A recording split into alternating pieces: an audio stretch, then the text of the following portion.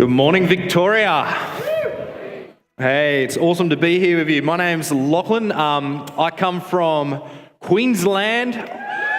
Any Queenslanders in the house? Yeah, awesome. And I come from the best part of Queensland, which is the Sunshine Coast. So I'm a pastor and church planter up there, and I have a real passion for seeing mission, churches being planted by young people, and that's one of the cool things that we're going to talk about today and break down this afternoon when we look at what does it mean to be part of a missional community. What I want you to do now, though, is I want you to turn to your neighbour, look at your neighbour, that's the person next to you, and go, what's your flavour?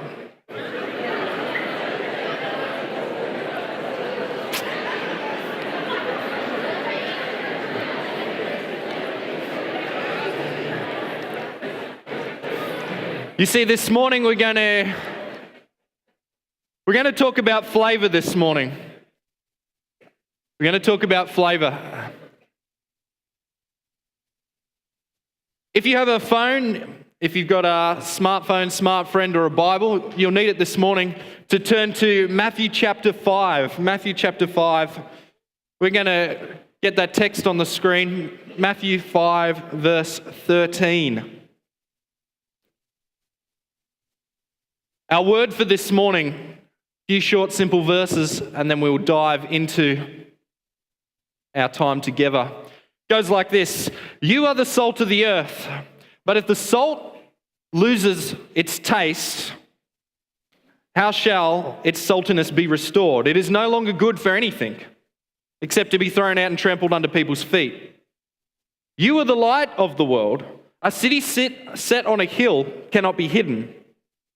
Nor do people light a lamp and put it under a basket, but put it on a stand, and it gives light throughout the whole house. In the same way, let your light shine before others, so that they may see your good works and give glory to your Father who is in heaven. Let's pray. Father in heaven, this morning we just hand all that we have over to you, and we just ask that we'll be able to open our lives, open our hearts, open our minds as we open up your word. May you teach us. May we come out of this experience with some next steps that we can take to look to be salt and light in the community around us. Lord, we love you. Lead us now, we pray in Jesus' name. Amen.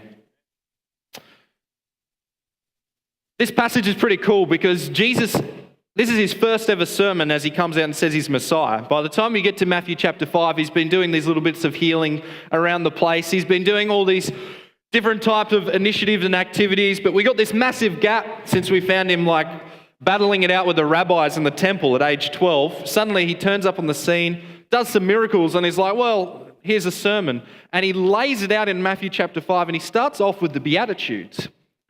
And he says, blessed are the poor in spirit, blessed are the, and he rolls through these Beatitudes, which are really a snapshot of the Christian journey. And here everyone is just absolutely blown away by what he's saying. And it gets to the end of the Beatitudes in verse 12, and it's like, man, when you are so filled with Jesus, you're going to experience persecution and difficulties. The more you get filled with Jesus, things are going to change. You're going to look different. You're going to act differently. Things are going to completely change. And there's this infilling that is happening through the Beatitudes. And then we stumble on into verse 13, and it says, oh, by the way, you are the salt of the earth. And you go, whoa, salt. And he uses these two metaphors, salt and light. Salt and light. This morning, we're going to look at what it means to be salt. What does it mean to be salt in the community? What does it mean to be salt and light as Christians? As people that represent God in everything that we do. There's some unique things I want to highlight to you about salt. I went and got my sacks of salt, flogged it from Nunawading Kitchen or something like that. I don't know where it came from actually, but came from the office. Yeah, that's all good. Hey Simon, come up the front. We're gonna do a little bit of a demonstration for you this morning. It's good old Pathfinder object lessons. How you going, mate? He's a big tiger, isn't he? All right. You see, the wonderful thing about salt is it's quite a unique thing. I mean, Actually, raise your hands if you're a plain salt type of person on chips. Yeah, Chris, good on you, mate. Chicken salt. Oh, it dominates. Look at all you vegetarians. Look, Simon came pre-prepared with his own spoon. What a legend. Salt is really good with just a little bit on chips. But I tell you what, it's a little bit different when we do it a bit like this. So Simon, hand me your spoon, mate. I'm going to just dabble a bit of salt on here for you. Here's one we prepared earlier. There we go. All right, Simon. I'm just going to get you to have a bit of salt. I put a fair bit on there. Sorry, mate. Sorry, not sorry. All right. Give it a go. A whole lot? Yeah. Oh, yeah, naughty boy.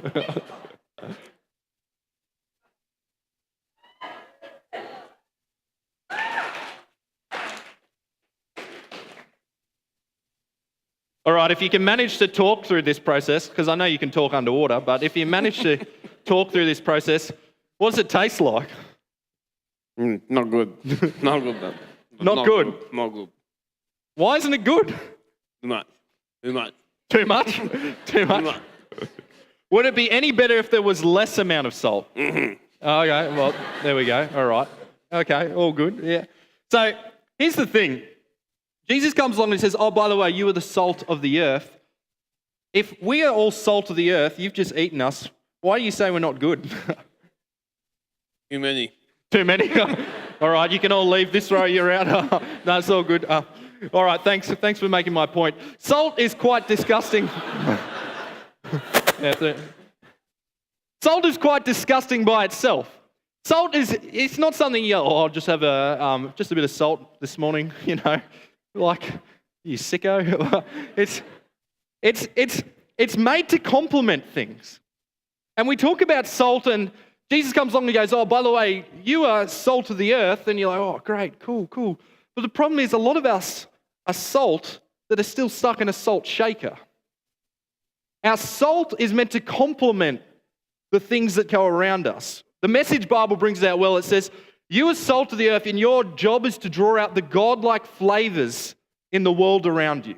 And we talk about this in terms of, often as Christians, we huddle together in these places like church or schools or our own youth groups. We huddle together, believe it or not, we're a salt shaker. And to a new person coming in, doesn't taste that good. Because they come in and they don't know what you're talking about. They don't know what you're singing about. Here I raise my Ebenezer. They're like, what is that? They have no idea what the union, the conference, or the division is. They think everyone must be fighting. And so they come along and everything is foreign, everything is new. And then they hear about this lady, Ellen White, and they're like, is she still alive? Where does she live? And you're like, well, we won't go there. It's a whole other story. It's so different. Salt is best when it is sent, when it is spread out to flavor the community around us. I want to show you what salt shakers look like. I got a few photos on the screen. We'll go to that first photo with the sign. This is an Adventist church here.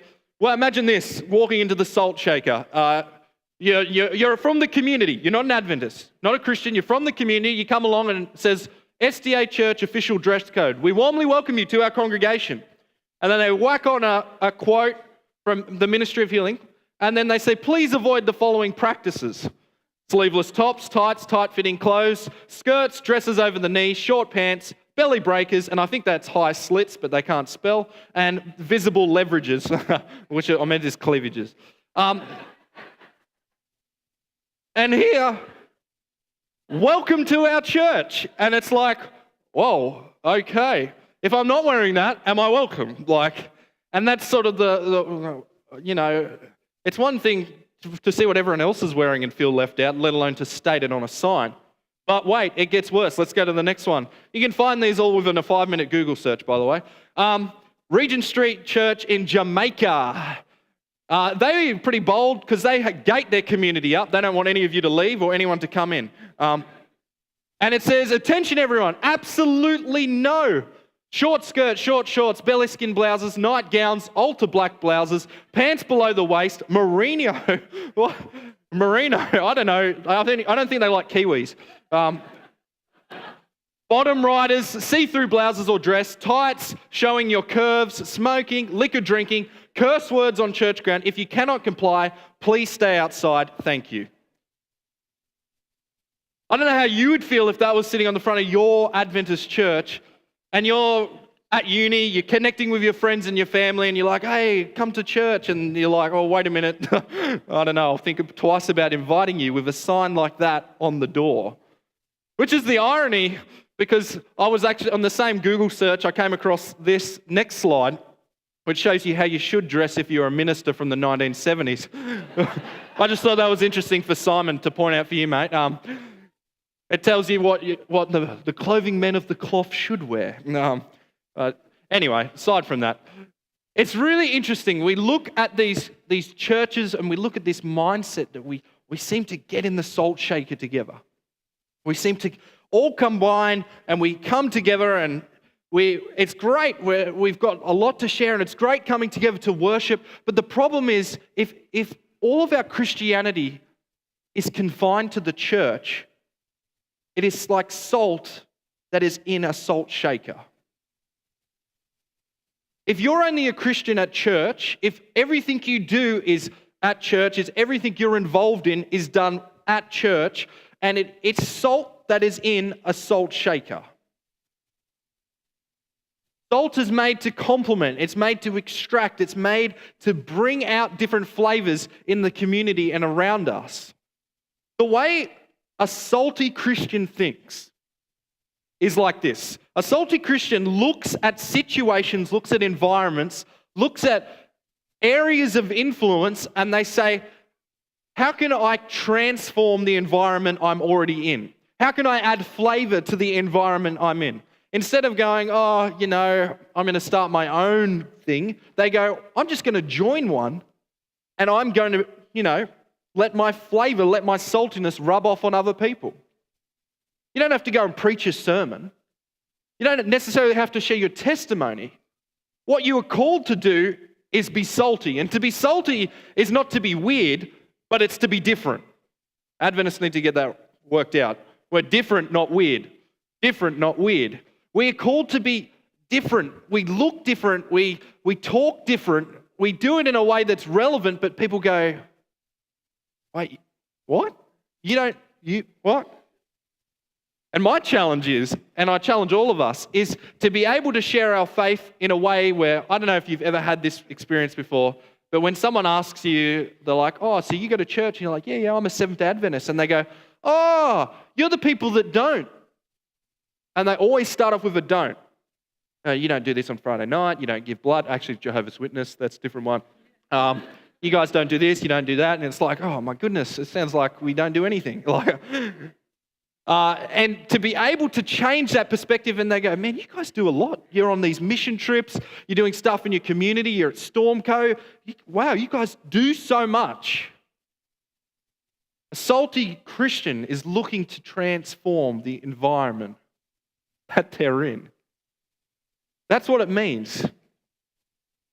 You are the salt of the earth.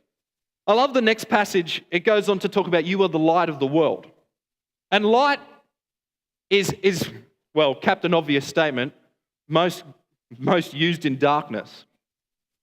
And this idea that we are called to go into darkness. We are called to go into darkness like salt is useless in a salt shaker. We are called to go out, be of use, go out into communities, go out into different environments, to different places, and to make a difference and to transform.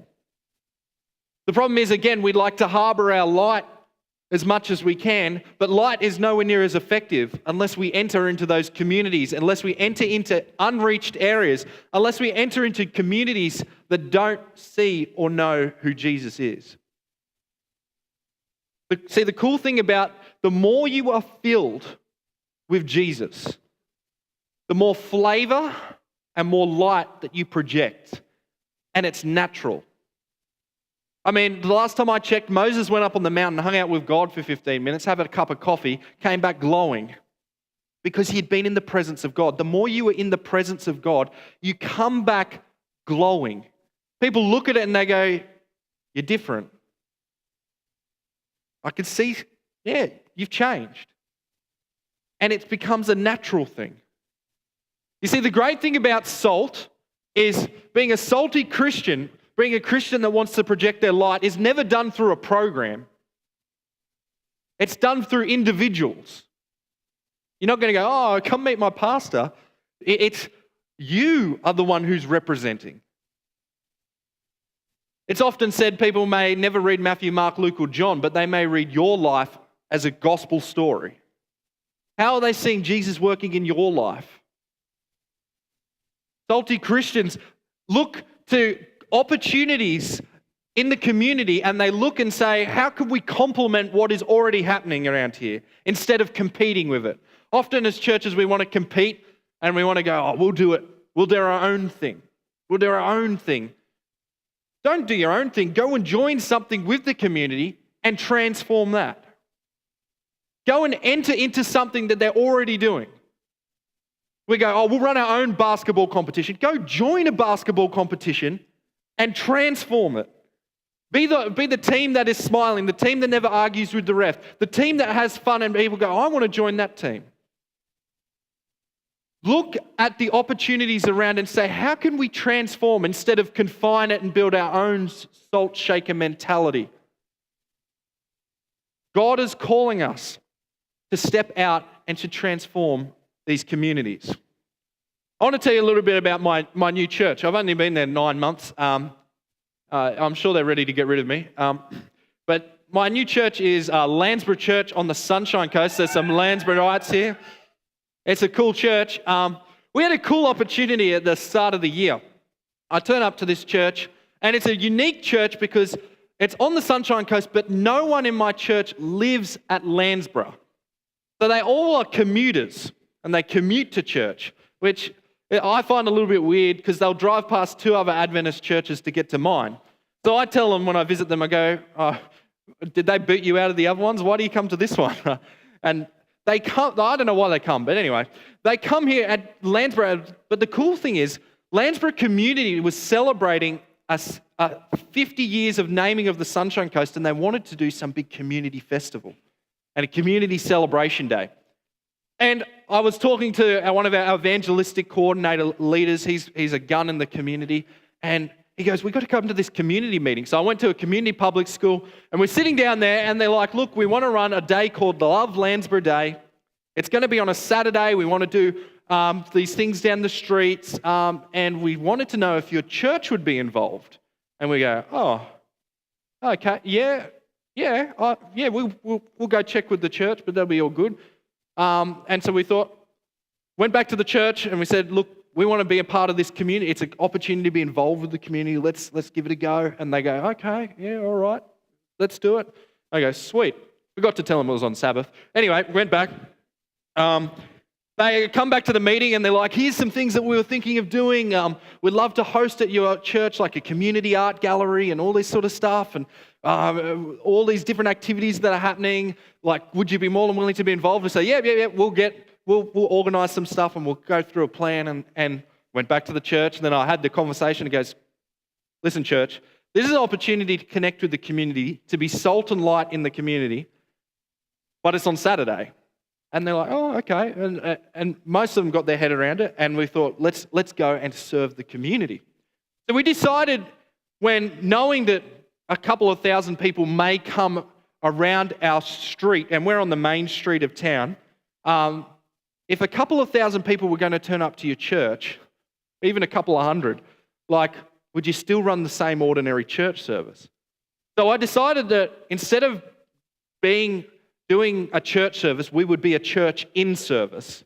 And so we would completely open up our church like an open day of a school or a carnival type of thing, so people could come through and see what Adventists are all about. So we organised a live cooking demonstration for the community. We had T-shirts made. We made show bags. We did face painting. We did a community cafe. Did all this stuff around the community. And we had over about 400 to 500 people from the community eventually attend on the day, which was awesome. But one of the coolest things was, as over the 6 months period working with this community, I've just turned up and we sort of sit on the sidelines as churches. People go, oh, I see your car park's full on Saturday morning, but I have no idea what you do the rest of the week. And we go, well, neither do we. And they go, yeah, it's good. But and it was interesting as we were getting through this opportunity, suddenly we found in our community meetings with about 30 community leaders, I'd meet with them in the pub, and they would start to ask more of our opinion as a church and go, what would you guys think? What do you want to do? And I'd share. And eventually, 2 weeks out to our actual kickoff of our Love Landsborough Day, they said, oh, we want to have someone speak with the state and federal MP at the official opening of the Love Landsborough Day, and we want someone from the Landsborough community to represent us and in the official ceremony kicking off. And we're like, oh, cool, that sounds good. We should pick someone. And they go, yeah, we'd like you to do it. And they asked me, and they said, we'd like you to do it. And I said, well, I'm just the pastor of the church. They said, yeah, but we want you to represent our community. And it was a unique opportunity to get up there with our local council leaders and to speak on behalf of the community and not just become a church that's on the sideline, but a church that is, my dream is to have them as a leading voice in a community, to be a salt in the community. We often measure the success of a church by what happens inside the church. Oh, the speaker's boring, music's average, there's no girls my age, it's terrible, and we measure it like that. Whereas the effective measurement of a successful church is never measured inside, it's measured outside. Does the community know what we do? Do people go, man, if those Adventists, if that building burnt down, if they were ever gone, it'd be a terrible place. We'd build that building back for them. Those guys, it makes such a difference in our community. Do we make that much of a difference around us? Do we know our neighbours? Do we know those around us, or do we just flock in on a Sabbath morning and flock out and the community goes, man, they just make a whole bunch of noise and take parking up on the street? I want to show you a little bit of our clip of what it looked like for Love Landsborough Day, if the boys up the back want to flick it on the screen. And this was a little bit of a taste for our church of what it meant to be salt in community.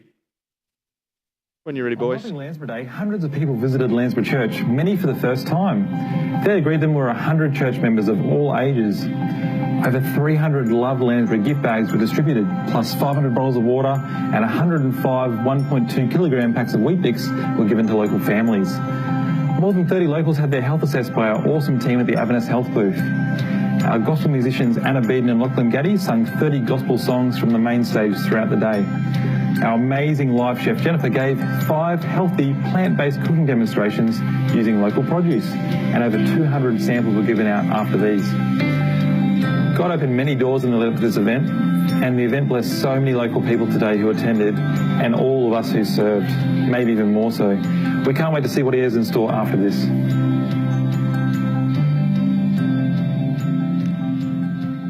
Yeah, it was awesome to be a part of. When a church, when communities, when your small group, when your youth group says, hey, let's not just go overseas to do a mission trip. Let's do something locally. What can we do to shape? What can we do to go out and be salt in our community? It's so simple, from using a touch footy. I play touch football twice a week, and that's my life group with a whole bunch of guys from the community. I do life with them. I connect with them. I share with them. They all know I'm a pastor. They all come to me with different problems and stuff like that. And all it uses is a football.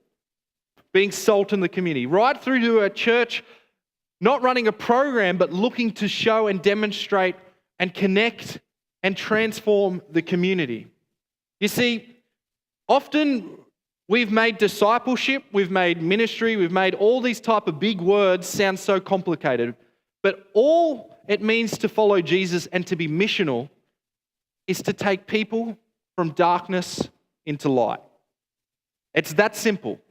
The more we complicate it with, they've got to do all these Bible studies, they've got to do this, that, and the other, it just becomes too complicated, and we go, oh, we'll get a professional pastor to do it.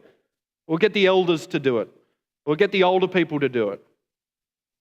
The reality is, taking someone from darkness into light is catching up at coffee club and having a chat with them, And when they've got a problem, just offering some light.